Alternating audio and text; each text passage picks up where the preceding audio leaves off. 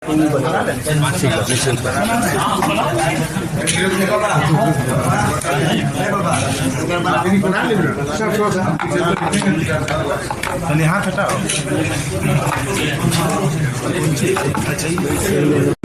मृतक को एतराज था और ये बार बार इसका विरोध कर रहे थे। बताया गया कि 2022 के आसपास में दोनों की कोर्ट मैरिज भी हुई थी, लेकिन इसके लिए इनके पिता जो मृतक हैं वो तैयार नहीं थे और कुछ दिन पहले भी और काफ़ी दिनों से इसका विरोध किया जा रहा था। तो ये जो व्यक्ति हैं सोनू, इनके द्वारा इसमें षड्यंत्र रचाया गया कि अगर इस व्यक्ति की हत्या कर दी जाएगी तो उनके प्रेम संबंध में किसी कोई रुकावट नहीं आएगी और इसी के लिए पूरी प्लानिंग की गई। इसमें इनके द्वारा दो व्यक्ति का साथ लिया गया, आकाश उर्फ कल्लू और मोहम्मद अली, जिनके द्वारा शूटर का अरेंजमेंट किया गया, जिसमें आदित्य कुमार और निरंजन कुमार। आदित्य कुमार के द्वारा गोली चलाई गई थी और निरंजन कुमार जो मोटरसाइकिल आगे से चला रहे थे। इसके अलावा इसमें जो हथियार इस्तेमाल किया गया था उसके भी हम लोग वो भी मिल चुका है। उसमें गोलियां जो बची हुई वो भी मिल गई हैं। उसी हथियार से 3 राउंड फायर किया गया था। भागने के क्रम में और भागने से पहले के हम लोग को साक्ष्य मिल गए हैं इसमें, और इसमें करीब टोटल 8 लोगों की गिरफ्तारी हुई है। इसमें घटना में जो प्रयुक्त मोटरसाइकिल था FZ मोटरसाइकिल, ये भी हम लोग जब्त कर लिए हैं। ये चोरी का मोटरसाइकिल मिला है इसमें। इसके अलावा 1 पिस्टल, 2 मैगजीन और 5 जिंदा कारतूस हम लोग को मिल गया है इसमें। 8 व्यक्ति पुलिस की गिरफ्त में आ चुके हैं और इसमें आगे हम लोग कार्रवाई करते हुए चार्जशीट करेंगे। 1.5 लाख का इसमें दिया गया था उसमें सुपारी, जिसमें से अभी केवल 10,000 रुपये दिए गए थे और बाकी घटना करने के बाद लोग इधर उधर भाग गए थे। और इसमें हुआ था कि जब ये मामला शांत पड़ जाएगा तो बाकी पैसे दिए जाएंगे। 1.5 लाख की बेटी भी प्लानिंग की थी सर इसमें। नहीं, अभी तक जो हम लोग आया है इसमें आया है कि बेटी का प्रेम प्रसंग जरूर था इसमें, लेकिन इस घटना में उनका अभी तक नहीं आया, लेकिन अभी पूछताछ चल रही है। सोनू का बैकग्राउंड क्या है? सोनू AC मैकेनिक हैं, वो AC रिपेयर करते हैं और AC का अपना काम धंधा करते हैं इसमें। उनकी पूर्व से शादी है, उनके बच्चे भी हैं। ये उनकी दूसरी शादी है। सर कोर्ट मैरिज कब हुई थी लोगों? 2022 का आसपास बताया गया है। 2022 में ये लोग कुछ समय के लिए साथ में रहे थे, लेकिन इनके पिताजी के द्वारा इसको रोका जा रहा था और अभी वो अपने पिताजी के साथ। ये जो शूटर हैं ये कहाँ के, इनका बैकग्राउंड क्या है, आपराधिक इतिहास है? ये जख्मी कर दिया गया था, जिनका इलाज के क्रम में देहांत हो गया। उसमें टीम के द्वारा अनुसंधान शुरू किया गया और 24 घंटे के अंदर इस केस का उद्भेदन कर लिया गया और 48 घंटे के अंदर सभी अभियुक्तों तक पुलिस पहुंच गई। इसमें जो घटना हुई थी, इसमें जो मृतक हैं उनकी जो बड़ी बेटी हैं, उनका एक व्यक्ति के साथ, जिनका नाम है सोनू है। लव जिहाद का मामला लग रहा है? नहीं, इसमें कोई भी धर्म परिवर्तन की बात कहीं से नहीं आई है। इसमें कोई धर्म परिवर्तन की बात नहीं है। इसमें दोनों की स्वेच्छा के साथ ये दोनों का प्रेम प्रसंग था इसमें।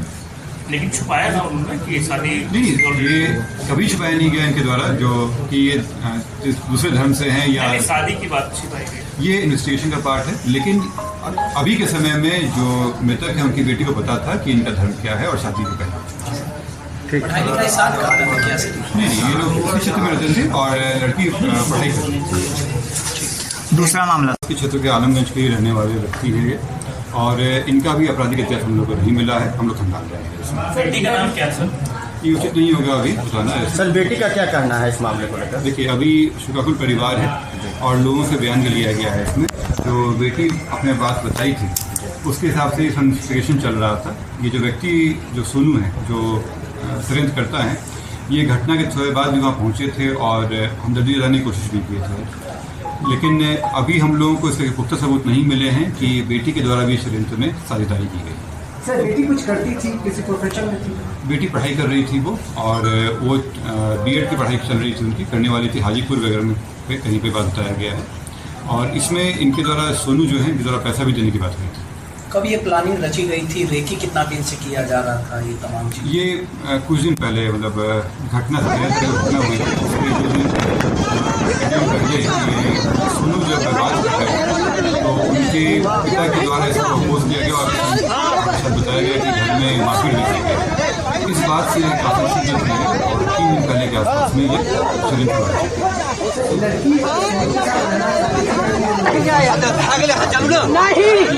शादी 2022 में हो चुकी थी और लड़की चाहती थी कि वो नौकरी करके ठीक है।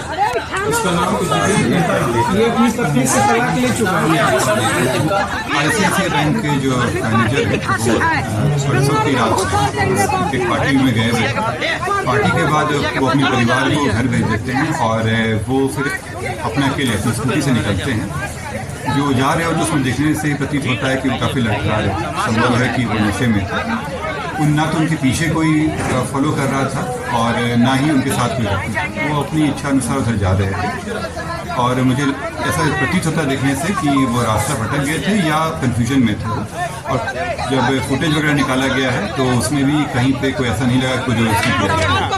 कुछ देर के बाद उनकी पत्नी को मिस कॉल आता है और वो कहते हैं कि वो घर के आगे गेट खोलेंगे, परंतु वो वहाँ पे नहीं रहते। वो दिग्भ्रमित प्रतीत हो रहे थे और उनका कहना था कि उनका एक्सीडेंट हो गया है और उनके ऊपर गाड़ी गिरेंगे, लेकिन वो बार बार कह रहे थे कि घर पहुँचने घर का गेट खोलेंगे। तो ये संभव है कि लंबे समय में उनकी एक्सीडेंट हुई है। आज जब घटना हुई इसके तुरंत बाद पुलिस वहाँ पे रिसर्च करना शुरू की, इसमें लोकेशन वगैरह निकाला गया।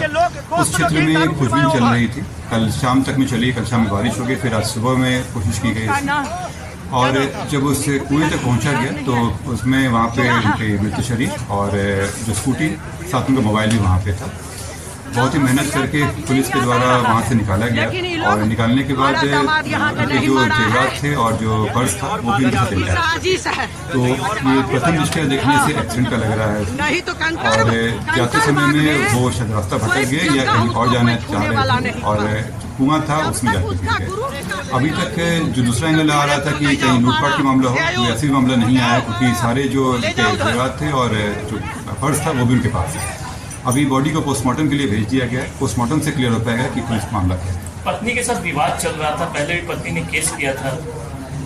देखिए, इसमें निजी मामला हो सकता है, लेकिन अभी जो हम लोग के सामने आया है उसमें ऐसा कहीं भी नहीं आया है कि कोई इनके पीछे गया हो। जानकारी यहाँ अभी बेटा आया था, से 200 मीटर पहले तक का उनका वीडियो फुटेज मिला है हम लोगों को। खोज रहा है, यहाँ आकर के हमको बोला जिस तरह से बॉडी आया है बाहर निकला है, कोई हर रात सोए नहीं है। मेरी वाइफ तो उससे लग नहीं रहा बेहोश हो रही है गिर गिर कर। घटना की गई ये संभवतः बहुत प्यारा, बहुत समझदार मेरा बच्चा था, खूब डेवलप कर रहा है। परिवार की जो दुश्मन तो बहुत इससे रात में फोन करवाया है, वाइफ को जो फोन किया है जो बता रहे उनको लगता है कि फोन इससे करवाया गया, एम्बुलेंस करवाया गया, एम्बुलेंस घूम घूम करके चली गई। जहाँ पर लोदीपुर गांव में मोहम्मद कमरान जो मुखिया प्रतिनिधि हैं, उनके घर पे छापेमारी की गई। उनके घर से 3 देसी कट्टा, 114 जिंदा कारतूस बरामद किए गए हैं और साथ में 2 चोरी के स्कॉर्पियो बरामद किया गया है। ये आज मतलब अर्ली मॉर्निंग में ये रेड चला है। अभी तक ये व्यक्ति मोहम्मद कमरान जो है उनकी गिरफ्तारी नहीं हुई है। तो पोस्टमार्टम क्लियर हो जाएगा। कारतूस हथियार पूर्व में भी कानपुर क्षेत्र में भी और विभिन्न जगहों पे ये हम लोग गोलियां मिल रही है। तो ये पुलिस अपने सूचना तंत्र को काफी स्ट्रॉन्ग कर रही है और हम लोग का प्रयास है कि जो हथियार की सप्लाई है वहाँ तक हम लोग पहुँचे।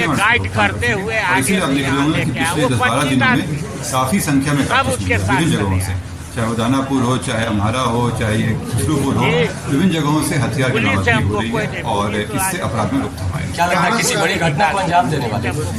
जब ये मोहम्मद कमरान आएंगे सामने तभी पता चलेगा। और इसमें जो लोग तक सूचना मिली है उसमें ये घटना करने का प्रयास कोशिश चल रही थी इसमें और इसको अभी जो गाड़ी मिली है उसके जो नंबर प्लेट है वो गाड़ी के साथ मैच नहीं है, इसलिए ये चोरी की सर मोहम्मद कामरान का बैकग्राउंड केस तो है ही नहीं। वो भी मुखिया पति इधर आ ही नहीं सकती, कोई भी गाड़ी पैदल नहीं आ सकती और इनका आपराधिक इतिहास तो इसका तो कहना ये गलत है। एक्सीडेंट की बात नहीं है, कोई कभी नहीं सर, कभी कोई दुश्मनी नहीं चल रही है। ICICI लोग करता है और उसके लिए जो कानून संगत है, जो तरीके हैं वो इस्तेमाल के साथ कोई दुश्मनी या ऐसा करने सर यही तो नहीं है, लाया गया है। अब पुलिस प्रशासन मदद करेगी, कैमरा की फुटेज में क्लियर होगा। अकेले आए हैं, किन्हीं के साथ आए, वो तो अनाउंस कर रहे हैं कि वो पटना में ही है, फिर पुलिस खुद आ नहीं सकते मैं उनका स्वागत करता हूँ। गाड़ी कैसे लेके आओगे? वीडियो जारी किया है उन्होंने साफ तौर से कहा है सामने क्या क्यों ही नहीं मामला है? वीडियो जारी क्यों कर रहे हैं? सामने आया था। योगेश नाम हुआ, योगेश कुमार। ये तो एक तरह से चुनौती पुलिस को दे रहे हैं कैसे हो गया सर, वीडियो जारी करने के बाद गिरफ्तारी नहीं हो पा रही है? देखिए, वीडियो आप कहीं से भी जारी कर सकते हैं, आप कई चीज़ें कर सकते हैं इसमें। इन चीज़ों पे मैं नहीं पढ़ूंगा। अगर उनको अपना पक्ष रखना है वो आए, अगर उनका पक्ष न्याय संगत होगा उस हिसाब से कार्रवाई होगी, अगर न्याय संगत नहीं होगा तो जो विधि का जो है बना हुआ नियम उस हिसाब से कार्रवाई होगी। गया था उसमें जो उन लोगों के लिंक हैं अशोक साहब और जो उमेश हैं उनके बीच में कब कब किस तरह की कार्रवाई हुई, वो जिस तरह से उन लोगों के द्वारा फ़ोन पे बात किया गया, जो नया सिम लिया गया था, सिम की जो मूवमेंट वगैरह उसको ट्रेस किया गया, तो वो अशोक साहब जी के साथ ही घूम रहा था और दोनों के बीच में काफ़ी लिंकेज मिला है हम लोगों को। जो प्रॉपर्टी के जो सवाल पे आया था इशू, वो सभी चीज़ें काफ़ी सामने आई हैं। अभी हम लोग इसमें खेमका जी के जो इलेक्ट्रॉनिक डिवाइस है, मोबाइल और लैपटॉप के लिए भी हम लोग एक नोटिस दिए हैं। वो जब हम लोग को प्राप्त हो जाएगा तो मैच हो जाएगा चीज़ें और उसके बाद पूरी बातें क्लियर हो जाएगी। जेल से सब कुछ पता चला है? जेल से हम लोग को काफ़ी इन्फॉर्मेशन मिला है इसमें, लेकिन इन्वेस्टिगेशन का एक अपना दायरा होता है, उसी हिसाब से हम लोग क्या आर्या वर्मा से पूछताछ होगा? इसमें पूछताछ कई लोगों से होगी या भविष्य में कुछ लिंकेज आए हैं, उसको अभी एस्टैब्लिश करना बाकी है। तो किस जमीन को लेके सर मदद हुआ था? जैसे मैंने बताया कि हम लोग जमीन आइडेंटिफाई हुए, 3-4 जमीन है उसमें। मैंने बताया था कोई एक जमीन के लिए नहीं है, लेकिन जब तक हम लोगों को खेमका जी का मोबाइल और लैपटॉप नहीं मिल जाएगा तब तक इसमें स्टैब्लिश करवाना, क्योंकि एक साइड से आ रहा है, दूसरे साइड से वो कंफर्म करना आवश्यक है। तो जब वो मिलेगा तभी हम कर पाएंगे। किसी ही बात हुई थी और जैसे मैंने बताया कि उसमें वो बोल रहे थे गेट खोलने के लिए, और उसी कॉल में वो बोले हैं कि मेरा एक्सीडेंट हो गया है और मेरे ऊपर गाड़ी गिर गई है। उसी में बातचीत हो रही है और उसी से फिर हम लोग लोकेशन ट्रेस करते हुए पहुंचे। नहीं से पूछताछ होगी क्योंकि विवाद दोनों में चल। देखिए, अभी ये उचित समय नहीं है उनसे, क्योंकि अभी पोस्टमार्टम के लिए गया हुआ है। इसमें हर पहलू पे हर एंगल से जांच होगी और जो नज़दीकी रिश्तेदार वगैरह भी है उनसे पूछताछ होगी। सर 36 घंटे लगे लोकेशन ट्रैक करने में। देखिए, जो फ़ोन था वो स्विच ऑफ हो गया था और उसमें लोकेशन कोई ऐसा नहीं बनता है कि एकदम गए और वहाँ पर मिल जाता है। आप लोग शायद उस जगह पे जाएंगे तो आप लोगों को एहसास होगा कि वो ओपन स्पेस है और वहाँ जाने के बाद वो खोजना, इसमें लगातार पुलिस लगी हुई थी। किसी को ये आशंका भी नहीं हुई थी कि वहाँ पे कोई कुआं है और उसमें वो गिरे हुए होंगे। कल शाम तक भी लोग वहाँ पे किए, लेकिन चूंकि शाम में बारिश भी हो गई थी और अंधेरा भी हो गया था तो उचित नहीं था, इसलिए आज सुबह में फिर से शुरुआत की गई। लेकिन सर जिस रास्ते इन सभी मैं बता दूं कि खोजने में समय लगता है। ये जो लोग की भ्रांति है कि लोकेशन एकदम पिन पॉइंट मिलता है, ऐसा नहीं। लेकिन जिस रास्ते से वो गए थे वो रास्ता बीच में कटा हुआ था, तो स्कूटी कैसे उस पर चला गया? इसी बात को हम लोग जांच करें, लेकिन उसके पहले तक फुटेज यही मिला है और जब इनका पोस्टमार्टम क्लियर होगा तभी वो जो बातें हैं सच्चाई सामने से आएगी कि ये हत्या है कि दुर्घटना है। लेकिन अभी जो प्रथम दृष्टया दिख रहा है वो दुर्घटना लग रहा है।